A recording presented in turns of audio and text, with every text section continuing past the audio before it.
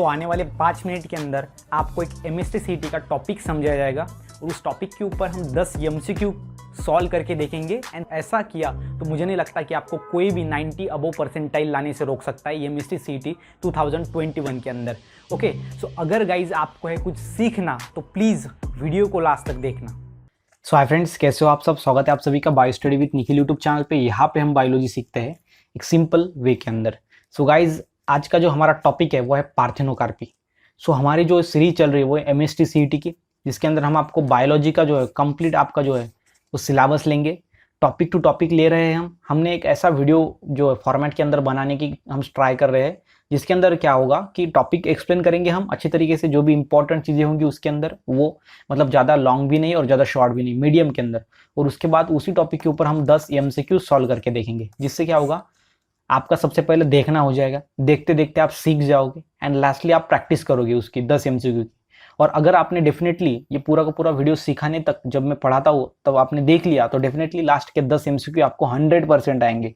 और ऐसा किया तो आपका प्रैक्टिस होने के बाद आपका वो इजीली आपको अंडरस्टैंड होगा। बिकॉज बाकी के वीडियो में क्या होता है, आप पढ़ लेते हो MCQ लेकिन उसकी प्रैक्टिस नहीं करते, इसलिए वो आप भूल जाते हो। लेकिन यहाँ पे आपका देखना, सीखना और प्रैक्टिस करना, तीनों चीज़ें करने का जिम्मा हमने उठाया है। तो यहाँ पे आपकी देखना, सीखना और प्रैक्टिस करना, तीनों चीज़ों जो है वो कंप्लीट करने की जिम्मेदारी हमारी है और हम डेफिनेटली हम उसको पूरा करेंगे। ठीक है, तो चलिए गाइस स्टार्ट करते हैं विदाउट वेस्टिंग योर टाइम।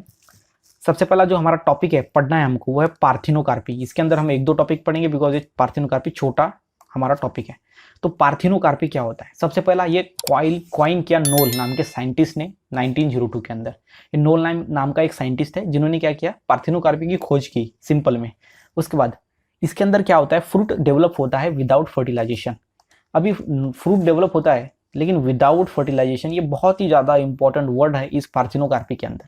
क्यों? बिकॉज नॉर्मल में हमको पता है जब फर्टिलाइजेशन होता है, फर्टिलाइजेशन के अंदर मेल गैमेट मतलब एंथर से पोलन ग्रेन, एंथर से पोलन ग्रेन, ओके, एंड वो कहाँ पे जाते हैं, ओव्यूल के अंदर। ओव्यूल के अंदर जाके वो फ्यूज हो जाते हैं।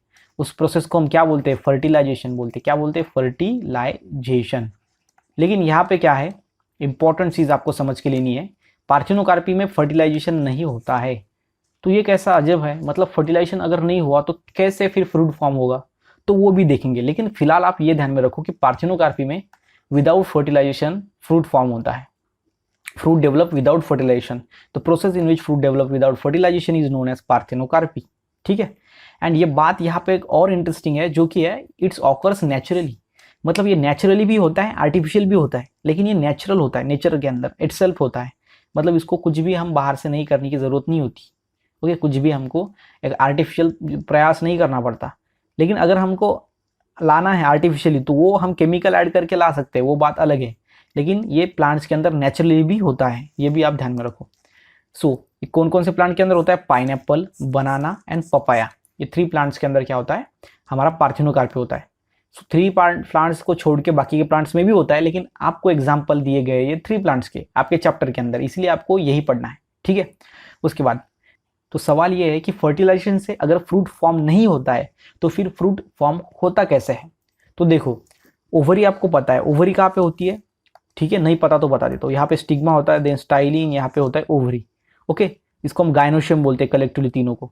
तो ये जो ओवरी होता है यहाँ पे, वो ओवरी प्रोड्यूस करता है ऑक्सिन नाम का हार्मोन। ऑक्सिन क्या है, ये प्लांट हार्मोन्स है, प्लांट हार्मोन।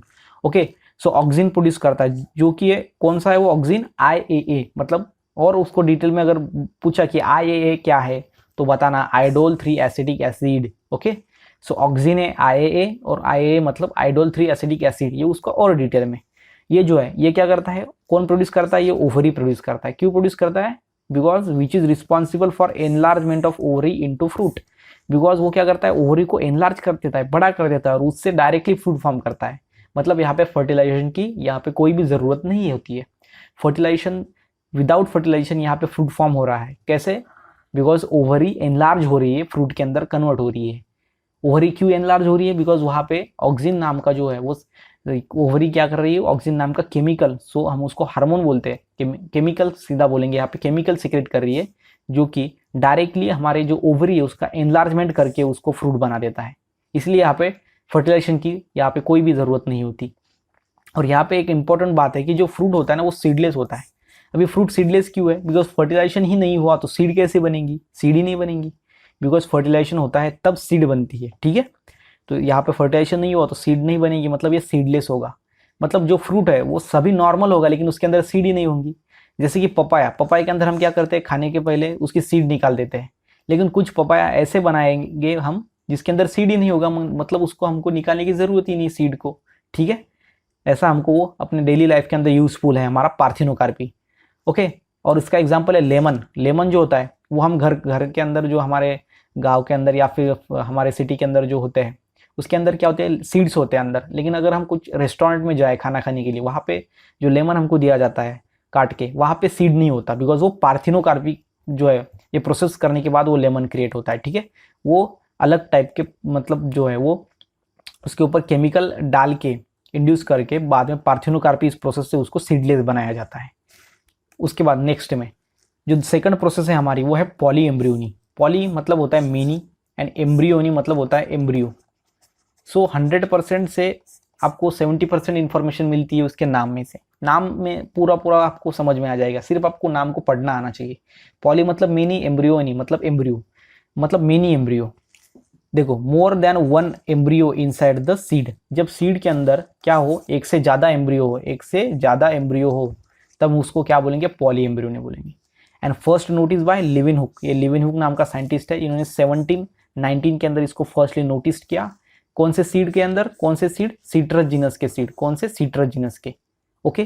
तो फर्स्टली नोटिस किया लिविनहुक ने इन 1719, यानी किसके सीड के अंदर, जीनस के, सीट्रस जीनस के सीड के अंदर, ओके। एंड पॉलीएम्ब्रियोनी जो है वो दो टाइप का होता है, एक होता है ट्रू पॉलीएम्ब्रियोनी एंड सेकंड होता है फॉल्स पॉलीएम्ब्रियोनी। ट्रू पॉलीएम्ब्रियोनी मतलब क्या, कि देखो व्हेन जो एम्ब्रियो है, when all embryo is present inside the embryo sac. Embryo sac जो व्हाइट लेयर आपको दिख रही है, यह है एम्ब्रियो सैक, और उसके अंदर क्या है, पूरे के पूरे एम्ब्रियो अंदर है, उसको हम क्या बोलेंगे, true polyembryony. And false polyembryony, जब एम्ब्रियो सैक के बाहर भी एम्ब्रियो हो, अंदर भी एम्ब्रियो हो, इसको हम क्या बोलेंगे, फॉल्स पॉलीएम्ब्रियोनी, ठीक है।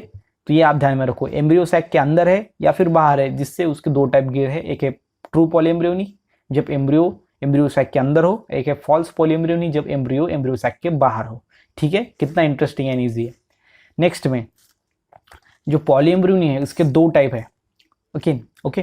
फर्स्ट में है एडवेंटिव, सेकंड है क्लीवेज, ओके। एडवेंटिव मतलब क्या होता है, embryo develop from diploid cell of nucellus and integument. ये जो डिप्लॉयड सेल से बनता है, डिप्लॉयड सेल मतलब टू सेट ऑफ क्रोमोसोम, किसके, न्यूक्लियस नहीं है, न्यूसेलस एंड इंटीग्यूमेंट। ये न्यूसेलस एंड इंटीग्यूमेंट किसके पार्ट है, ये ओव्यूल के पार्ट है। अगर आपने ओव्यूल पढ़ लिया अच्छी तरीके से, एनाटोमस ओव्यूल, तो आपको ये समझ में आ जाएगा, जो कि हमने टॉपिक ऑलरेडी एक्सप्लेन किया है, आपको प्लेलिस्ट में मिल जाएगा, ठीक है। तो यहाँ पे ये दोनों के सेल से, डिप्लॉयड सेल से जब एम्ब्रियो बन रहा है, अभी आपको पता है कि यहाँ पे पॉली एम्ब्रियोनी के अंदर एक एम्ब्रियो तो होता ही होता है, हमको पता है, प्लांट हमारे सीड के अंदर। लेकिन अगर बहुत सारे एम्ब्रियो बन रहे हैं तो वो कहाँ से बन रहे हैं, कौन बना रहा है, जिसके ऊपर इसके दो टाइप गिरे हैं। एडेंटिव पॉलीएम्ब्रियो में जो है वो डिप्लॉयड सेल बनाती है, न्यूक्लियस की या फिर इंटीग्यूमेंट की। डिप्लॉयड सेल अगर बहुत सारे एम्ब्रियो बना रहे हैं तो उसको हम एडेंटिव पॉलीएम्ब्रियोनी कहेंगे। और क्लेवेज के अंदर ये जो है वो एम्ब्रियो है, ठीक है। यहाँ पे एम्ब्रियो और प्रो एम्ब्रियो, जब एम्ब्रियो या फिर प्रो एम्ब्रियो, एम्ब्रियो मतलब आपको पता है जब फर्टिलाइजेशन हो जाने के बाद एम्ब्रियो बनता है, और प्रो एम्ब्रियो मतलब दो सेल का एम्ब्रियो, उसको हम प्रो एम्ब्रियो बोलते हैं। तो ये दोनों जब सम टाइम, ये क्या होते हैं, सम टाइम कभी कभी एम्ब्रियो या फिर प्रो एम्ब्रियो दोनों डिवाइड होते हैं मेनी पार्ट के अंदर। मतलब ये प्रो एम्ब्रियो है या फिर एम्ब्रियो है, ये मेनी पार्ट के अंदर से डिवाइड हो जाते हैं और हर एक पार्ट देन एम्ब्रियो बन जाता है, और इसलिए फिर बाद में मेनी एम्ब्रियो बन जाते हैं, ठीक है। समझ में आ गया। तो ये किस प्रोसेस से बन रहा है, क्लेवेज मतलब ऐसा कट करके, ठीक है।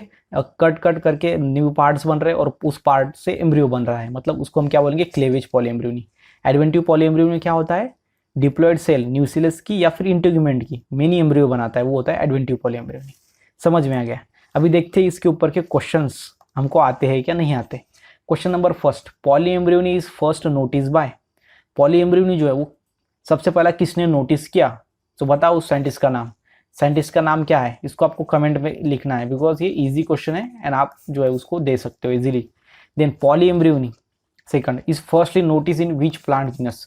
कौन से प्लांट के जीनस के अंदर पॉलीएम्ब्रियोनी सबसे पहले नोटिस हुआ, एक्सिया, बेंटग्रास, सिट्रस या फिर क्रोटॉन्स। तो बताओ अभी ठीक है, तो ऐसा लग रहा है सारे के सारे, ठीक है, उसको ऐसा राइट नहीं करना चाहिए था।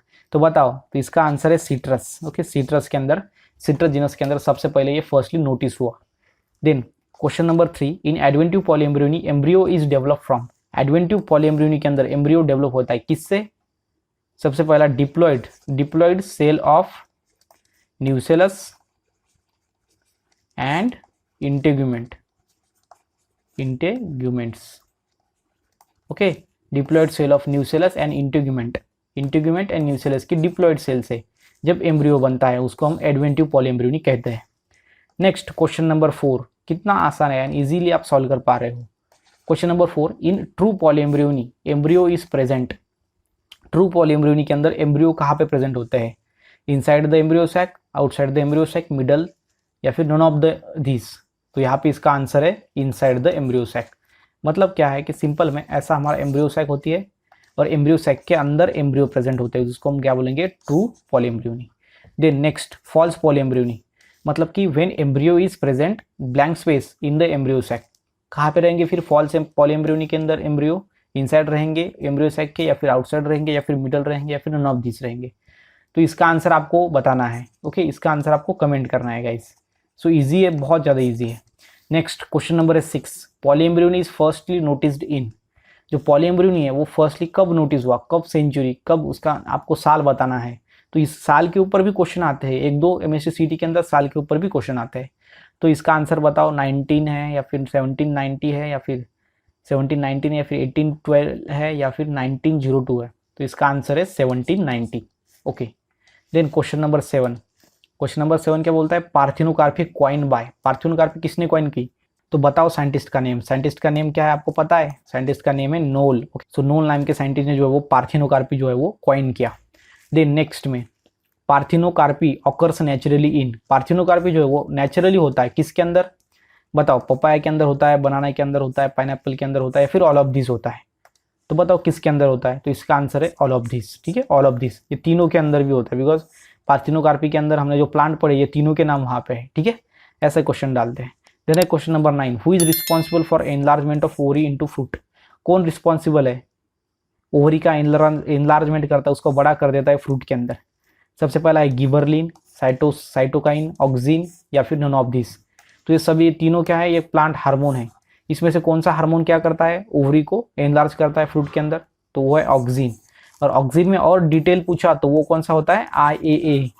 और IA मतलब और डिटेल पूछा तो आपको बताना है आइडोल 3 एसिडिक एसिड। ठीक है, आइडोल 3 एसिडिक एसिड। तो इस तरीके से आपको तीनों नाम इसके ध्यान में रखने चाहिए। अगर ऊपर से पूछा तो ऑक्सिन, अगर फिर और डिटेल पूछा तो IAA, और डिटेल पूछा तो इसकी पूरी की पूरी आपको इन्फॉर्मेशन देनी है, आइडोल 3 acidic acid. Then question number 10 जो कि लास्ट क्वेश्चन है हमारा, in parthenocarpy why fruit is seedless. Parthenocarpy के अंदर जो फ्रूट है वो सीडलेस क्यों होता है? बिकॉज नॉर्मली आपको पता है फर्टिलाइजेशन होता है, फर्टिलाइजेशन, ठीक है, फर्टिलाइजेशन। और फर्टिलाइजेशन एंजियोस्पर्म के अंदर कैसा होता है? डबल फर्टिलाइजेशन, जिसके अंदर एक के अंदर क्या होता है? हमारा एम्ब्रियो फॉर्म होता है, एम्ब्रियो। ओके, एम्ब्रियो एम्ब्रियो से बाद में क्या बन जाता है? सीड। एम्ब्रियो क्या बनता है? सीड बनाता है। और सेकंड में होता है एंडोस्पर्म बनाता है सेकंड फर्टिलाइजेशन में। फर्स्ट फर्टिलाइजेशन में सीड एम्ब्रियो बनता है, एम्ब्रियो बाद में सीड बनाता है, और सेकंड में एंडोस्पर्म बनता है, जो एंडोस्पर्म डेवलपिंग एम्ब्रियो को नरिशमेंट प्रोवाइड करता है। ये डबल फर्टिलाइजेशन की कहानी है। अब यहाँ पे जो पार्थिनोकार्पी है, यहाँ पे फर्टिलाइजेशन ही नहीं हुआ, मतलब कि male gamete and female gamete he fuse नहीं हुए, तो फिर बाद में वो सीड नहीं बनाएंगे, बिकॉज यहाँ पे वो फ्यूज ही नहीं हुए, बिकॉज ओवरी ने ही काम कर दिया। ओवरी ने ही एक हार्मोन को सीक्रेट किया, एक केमिकल को सीक्रेट किया, ऑक्सिन, और वो ओवरी ने खुद को एनलार्ज करके फ्रूट बना दिया। तो फर्टिलाइजेशन की यहाँ पे ज़रूरत नहीं, तो सीड यहाँ पे फॉर्म नहीं होंगी, इसलिए यहाँ पे फ्रूट जो है वो सीडलेस रहेंगे। तो गाइज यहाँ पे हमारे 10 क्वेश्चन सॉल्व करने हो गए हैं। मुझे लगता है कि आपको आउट ऑफ मार्क्स मिले होंगे। ओके, सो बताओ गाइज इसके ऊपर और कितने टाइप के क्वेश्चन बन सकते हैं। आप घुमा फिरा के भी क्वेश्चंस डाल सकते हो।